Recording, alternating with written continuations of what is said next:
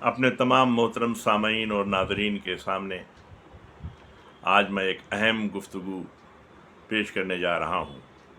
آج پورا عالم اسلام یوم غم کے طور پر غمزدہ اور غمگین ہے انہدام جنت البقیع اور جنت المعلیٰ کی وجہ سے۔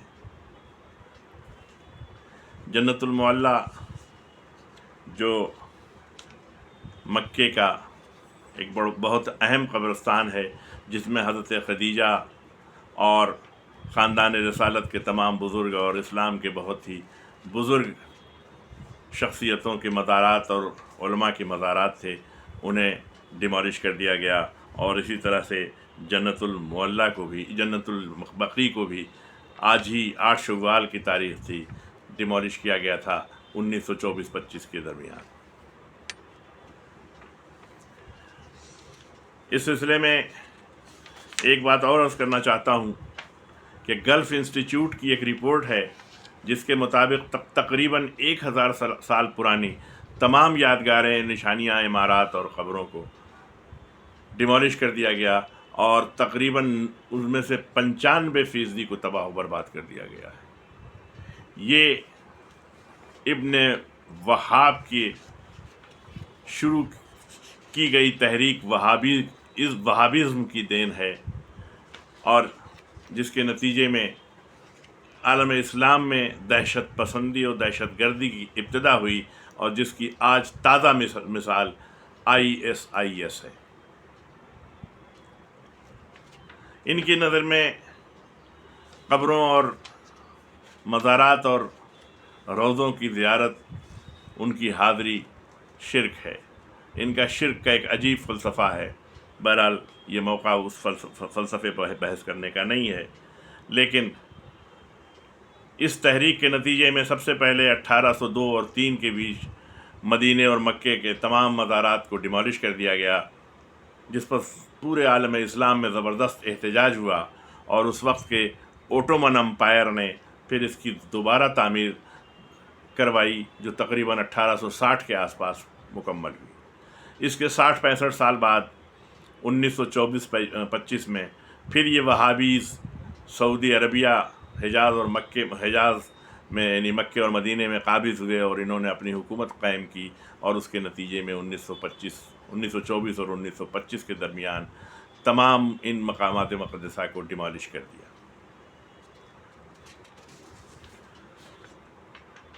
صرف ڈیمالش ہی نہیں کیا، بلکہ ان کی اس طرح سے توہین کی کہ ان مزارات مقدسہ اور ان مقامات مقدسہ پر ہوٹل، مال، حد یہ کہ ٹوائلٹس تک کی تعمیر کیا ہے۔ یہ ان کا اسلام ہے، اور یہ ان کا رویہ ہے اپنے بزرگوں کے ساتھ احترام اور ان کی تکریم کا۔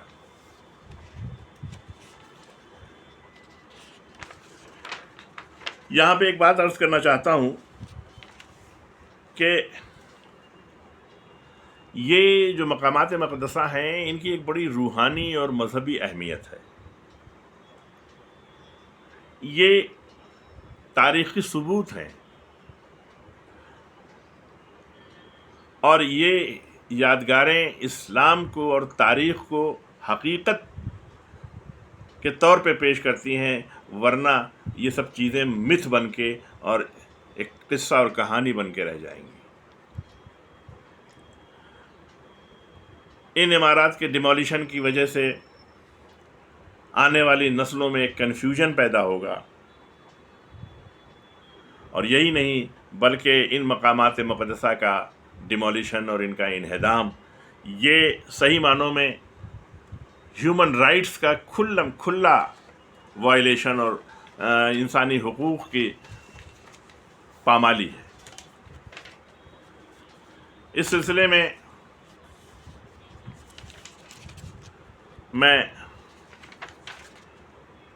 خاص طور سے کہنا چاہوں گا کہ اس ڈیمولیشن نے اسلام کے اندر فرقہ پرستی، مسلک پرستی اور سیکٹرزم اور ایکسٹریمزم کو بڑھاوا دیا، تاریخی یادگاروں کو ہمیشہ کے لیے مٹا دیا، کمرشلائزیشن کیا ان मकामात मुक़द्दसा का, और इसने इस्लाम आलम इस्लाम की आइडेंटिटी और शनाख्त को कमज़ोर किया, और ये लॉस ऑफ फिज़िकल हेरिटेज जो है वो इस्लाम के मिस इंटरप्रिटेशन का सबब भी बनी। इसलिए कि फ़कत टेक्स्ट या तहरीर से इस्लाम की तारीख़ की हिफाजत नहीं की जा सकती। Ancient architecture and sites offer tangible links to the past. यानी ये पुरानी तामीरें और पुरानी इमारतें और पुरानी यादगारें जो होती हैं, ये एक बराह रास्त हमारा राबता करती हैं अपने माजी से, जिसको इन्होंने मिटा दिया है। और इस तरह से they have destroyed and erase the key evidence of Islamic history, जो एक बहुत बड़ा इंसानियत के लिए जुर्म है, जिसे आज ही के दिन 1924 में इन सऊदी हुक्मरानों ने अंजाम दिया। यहाँ पे आज की तरक्की याफ्ता दुनिया का जो कहना है उसकी तरफ भी मैं आपके जहनों को मुतवज्जे करना चाहता हूँ कि इंटरनेशनल लॉ हेरिटेज के बारे में क्या कहता है। इसलिए कि हेरिटेज वो शय है जो हमें माजी से मिलती है, पास्ट से हमें मिली है, और हमें इसे फ्यूचर के लिए अपने आने वाली नस्लों को मुंतकिल करना है। इन्होंने माजी को भी मिटा दिया और मुस्तकबिल को भी तबाह व बर्बाद कर दिया है। आज की तरक्की याफ्ता दुनिया कहती है, जिसमें ख़ास तौर से रोम स्टैचूट है जो इंटरनेशनल लॉ का एक बहुत अहम हिस्सा है, कि उसमें कहा गया है कि destruction of religious sites is a war crime. मजहबी मकामात को बर्बाद करना ये एक वार क्राइम है, जंगी जुर्म है। तो सऊदी हुकूमत ये ने बर्बाद किया और उस बर्बादी को आज तक कायम किए हुए है, लिहाजा ये एक जंगी मुजरिम है और इनके ऊपर तो जंगी मुजरिम के तौर पे मुकदमा चलना चाहिए।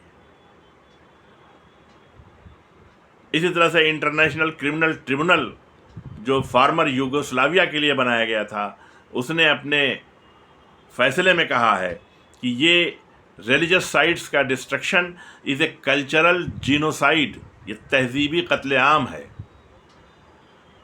तो ये इस्लाम की तहजीब का कत्लेआम किया गया है आज ही की तारीख़ पर 1924 में, लिहाजा हम इसकी भरपूर मजम्मत करते हैं।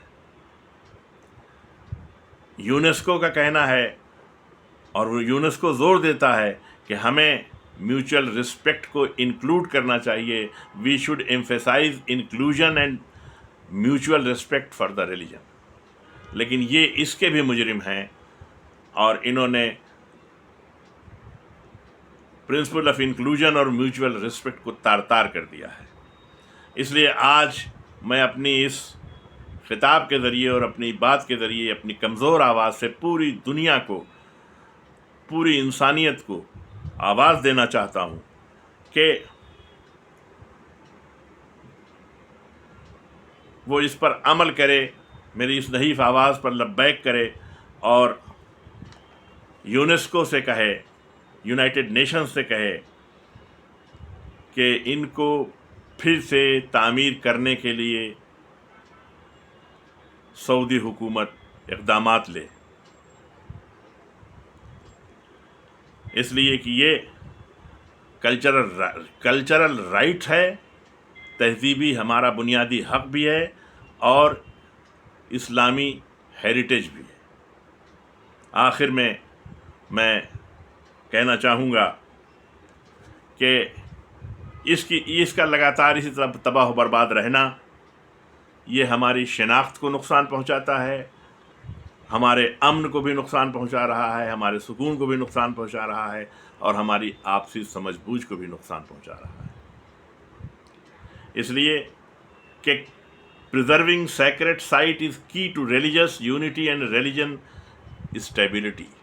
मज़हब के इस्तेहकाम के लिए और मजहबी एका और इत्तेहाद के लिए इन मकामात मुक़द्दसा की हिफाजत और इनके तक़द्दुस की हिफाजत करना बहुत ज़रूरी है। یہی نہیں بلکہ Islamic heritage deserves international protection and recognition.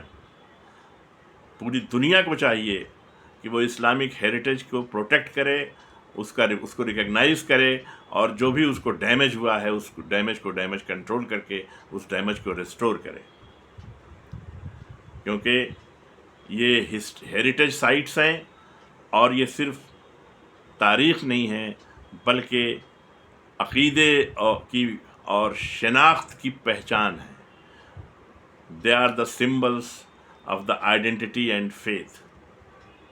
اس لیے آج کی دنیا کو میں آواز دیتا ہوں کہ there is a urgent need for preservation, documentation and global discourse of these religious sites.